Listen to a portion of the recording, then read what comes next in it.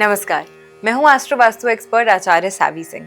आज हम आपको बताने वाले हैं कि विशेष करके अप्रैल का महीना वृश्चिक राशि के जातकों के लिए कैसा रहने वाला है। अप्रैल का महीना आ गया है, आप सब जानना चाहते हैं कि कौन से बड़े चेंजेस, कौन से बड़े चैलेंजेस जो हैं इस महीने के अंतर्गत आपको देखने को मिलेंगे। पॉजिटिव चीज़ों की भी बात करेंगे और साथ के साथ ये भी बताएंगे कि कौन सी ऐसी जगहें हैं जहाँ थोड़ा सा प्रिकॉशन अगर आप लेके चलते हैं तो आपका जीवन जो है वो और ज़्यादा पॉजिटिव हो सकता है और गलत निर्णय लेने से आप पहले ही बच जाएंगे और सतर्क हो जाएंगे।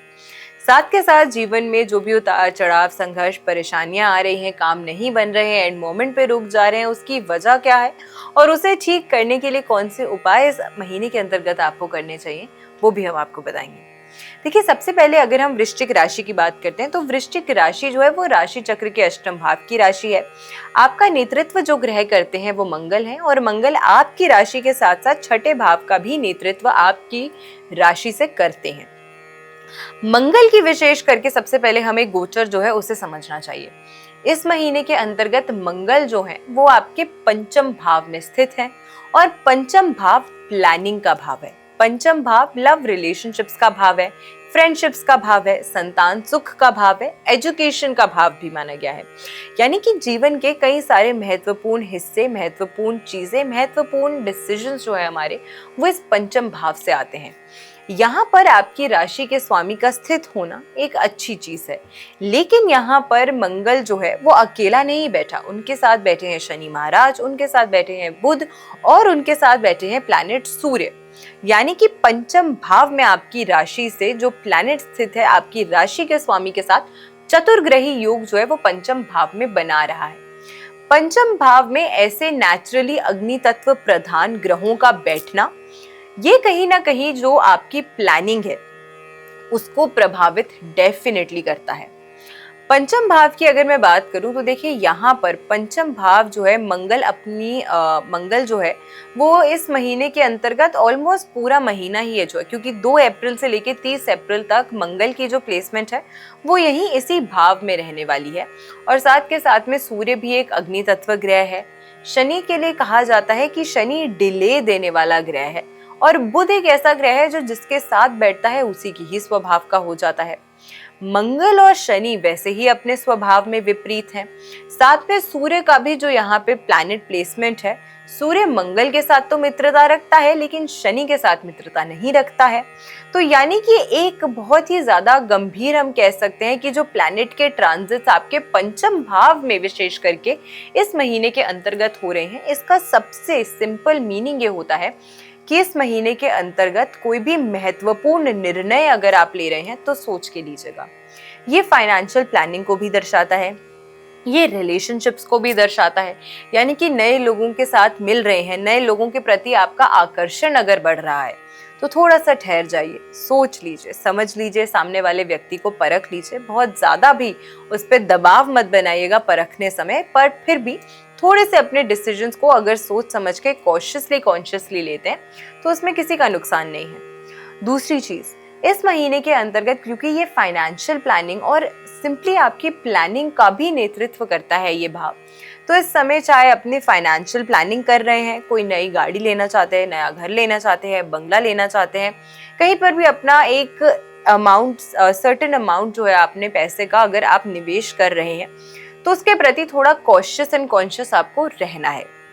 इस महीने के अंतर्गत जो लोग शेयर मार्केट में काम करते हैं, शेयर मार्केट में अपना पैसा जो है वो नियमित रूप से निवेश करते रहते हैं, ट्रेड एंड ट्रेड आउट करते हैं, उनके लिए थोड़ा सा, डे ट्रेडिंग करने वाले लोगों के लिए ये जो महीना है वो थोड़ा सा सतर्क और कॉशियस रह के चलने वाला डेफिनेटली रहने वाला है। क्योंकि इस महीने के अंतर्गत काफ़ी सारी ऐसी जगहें होंगी, काफ़ी सारी ऐसे अपॉर्चुनिटीज आपको दिखेंगी जहां आपको लगेगा कि हाँ, यहाँ अगर मैंने अपना पैसा लगाया तो डेफिनेटली दुगना होगा या डेफिनेटली मुझे फ़ायदा मिलेगा। लेकिन जितनी स्पष्टता और क्लैरिटी से आप ये सोचते हैं, हो सकता है कि उस चीज़ में, उस प्रोजेक्ट में या उस एक पर्टिकुलर इवेंट में उतनी स्पष्टता और क्लैरिटी ना हो।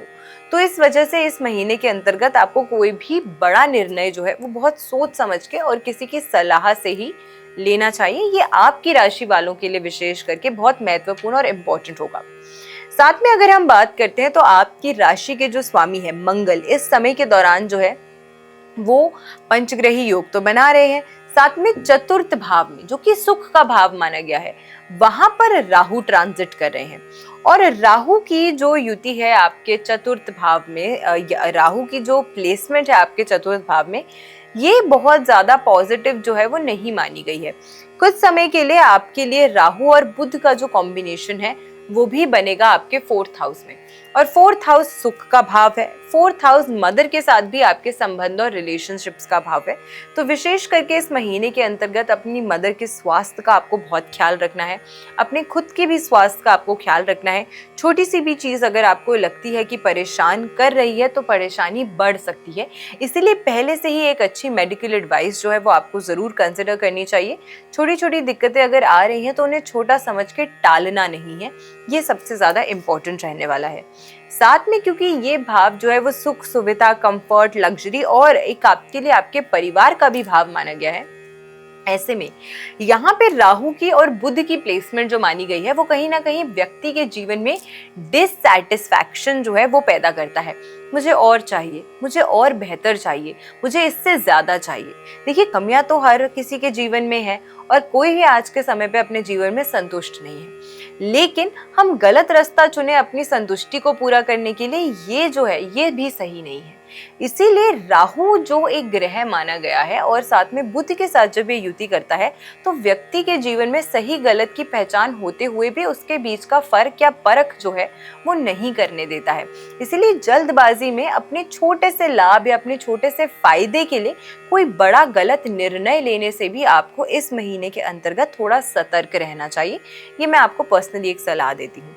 इस महीने के अंतर्गत विशेष करके अब ऐसी कौन सा उपाय है जो आपको करना चाहिए, जो नेचुरली आपके जीवन में जो संघर्ष, परेशानियां लेकर आ रहा है उसे आप बेहतर कर सकते हैं, उसे आप इम्प्रूव कर सकते हैं। उन परेशानियों से बाहर निकलने का आपको एक अवसर जो है वो प्राप्त हो सकता है।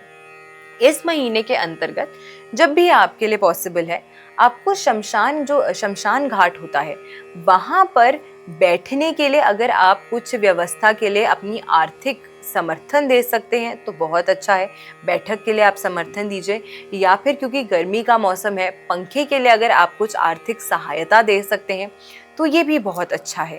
देखिए, सबसे पहले ये समझिए 2083 का संवत जो 19 मार्च से शुरू हुआ है, ये रौद्र संवत है और इसके जो राजा की उपाधि पे ग्रह आए हैं वो जुपिटर है। जुपिटर विस्तारता देते हैं, आपके जीवन में प्रोस्पेरिटी देते हैं, अबंडेंट प्रोस्पेरिटी देते हैं, लेकिन सिर्फ तब जब व्यक्ति धर्म कर्म के कार्यों से और धर्म कर्म के मार्ग से किसी न किसी प्रकार से जुड़ा रहे। तो एक भी ऐसा उपाय या एक भी ऐसी चीज जो आप अपने जीवन में अपने कर्मों को सुधारने के लिए कर सकते हैं, उसे करने से आपको संकोच नहीं करना चाहिए। तो ये छोटी सी रेमेडी इस महीने के अंतर्गत आप जरूर कीजिए। अगर आपका सामर्थ्य है तो बहुत ज्यादा लाभ आपको आपके जीवन में देखने को मिलेगा। नहीं है अगर आपका सामर्थ्य करने का, तो लाल फलों का दान जो है वो आप किसी जरूरतमंद व्यक्ति को कीजिए मंगलवार के दिन, ये भी आपको काफी फायदा देगा। मैं आशा करती हूँ आज की जो वीडियो है वो आपको पसंद आई होगी। वीडियो अगर अच्छी लगी हो तो ज़्यादा से ज़्यादा लोगों तक वीडियो को शेयर ज़रूर कीजिएगा, और चैनल पे नए हैं तो चैनल को सब्सक्राइब करना बिल्कुल मत भूलिएगा। ऐसी वीडियोस के साथ फिर से हम लौट कर आएंगे। अगली राशि की हम बात करेंगे कि धनु राशि वालों के लिए कैसा रहने वाला है ये जो महीना है अप्रैल का। तब तक के लिए ज़्यादा से ज़्यादा लोगों तक इस वीडियो को शेयर ज़रूर कीजिएगा। नमस्कार, जय माता दी, राधे राधे।